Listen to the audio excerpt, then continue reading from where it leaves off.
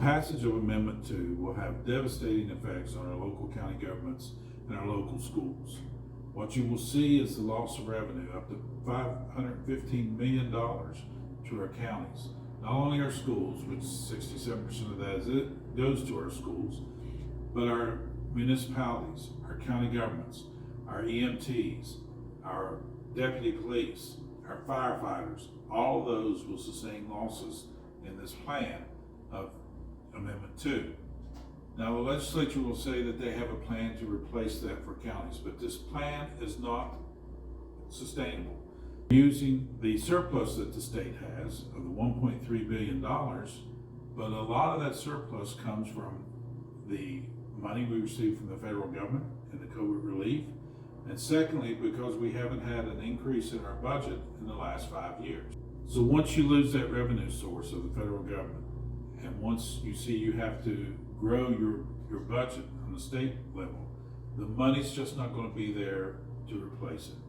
There's no long-term effect. Secondly, they can't bind legislators, future legislators, to do anything. So they can have a plan in place for now, but it has to be passed year to year, and they can't bind a future legislator to pass it. So it would be at the will and pleasure of the new legislator coming in every 2 years. Why are they doing it? For the tax breaks to the out-of-state corporations and their large donors. If you look at who's supporting this, it's the Chamber of Commerce, the legislature, manufacturing and industry, and the Koch brothers for American for Prosperity. Those against it are the average citizens, the county municipalities, the deputy sheriffs, the firefighters, teachers, educators, boards of education. All of those who know what impact this will have are against this. The impact to our communities will be felt forever. And while our big businesses continue to make profits, this money will go out of state. It won't help the average West Virginian. And that's why you need to defeat Amendment 2.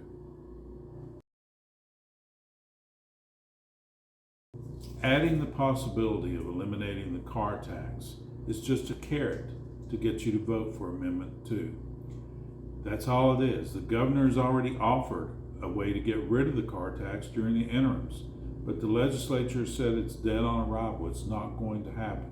So this isn't about the car tax. It isn't about helping the average West Virginian.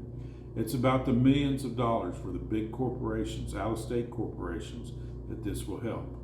And who do you think is paying for the ads about the car tax?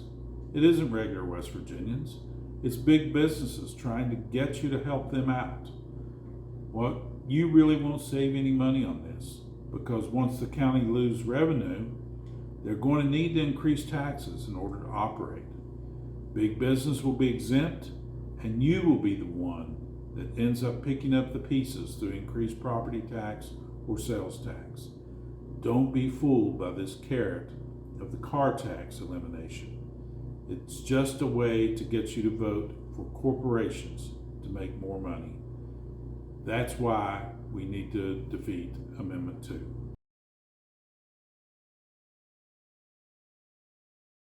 Well, it will fundamentally change who controls our schools and who sets the policies.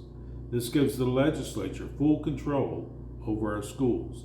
It allows them to reject, amend, or replace any policy that comes from the State Department of Education. Now think about this for a minute. It will cause rapid swings in the curriculum and policy based on who's in charge and whatever the current trend is sweeping the nation. It introduces instability and politics into our classrooms. There's a reason that our forefathers said that the number one priority of the state was to have a thorough and efficient public education system for our kids. They wanted to fund it so that every child had the opportunity for a good education and take the politics out of that, like it was before West Virginia became a state. It takes control of their schools away from a nonpartisan experts and places it in the hands of a 60-day partisan legislature. The biggest reason I can tell you is think about how policies go into effect now. The board will recommend a policy, they'll put it out on public comment, a 30-day public comment, where every educator, parent, citizen has the right to give their input on this policy. More times than not, the policy changes based on the input of the citizens. And then sometimes it's even put out for a second 30-day period, comment period. So everyone is working together to figure out the best policy.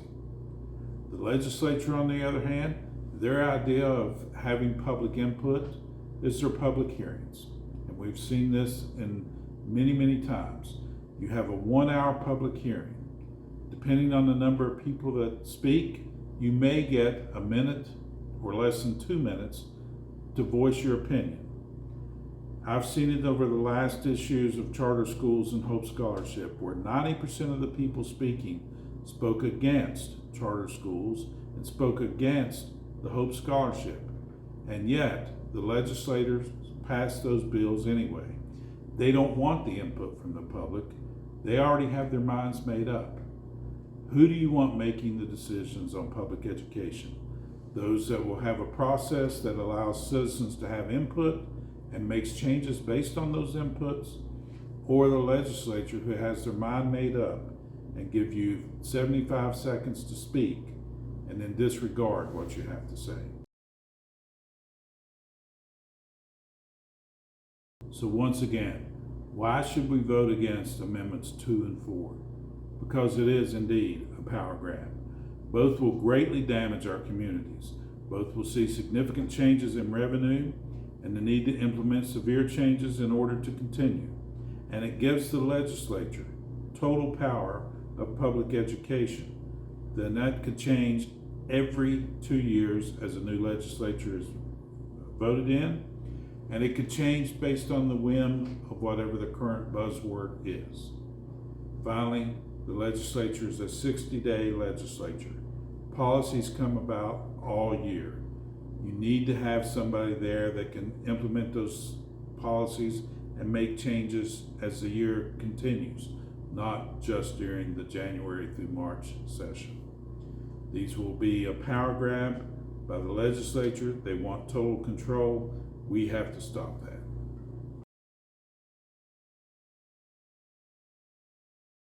Number one, there'll be less resources for our students. Most of our counties have an excess levy, and there's no plan in place to replace the lost revenue from the excess levies.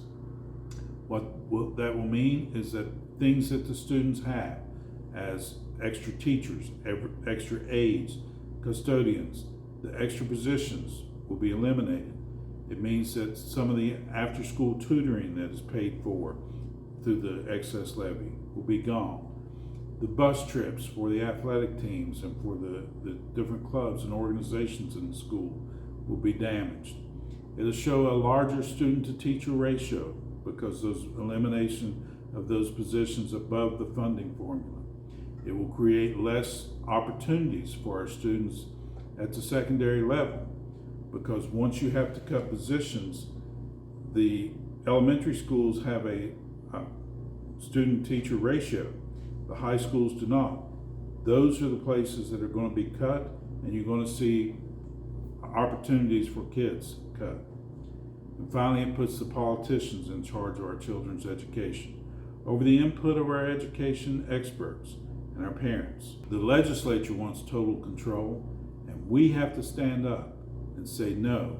We need to rely on our experts. We need to rely on our local people who are elected. At the school boards, we need to rely on our citizens' input to make changes that are needed, not a legislature.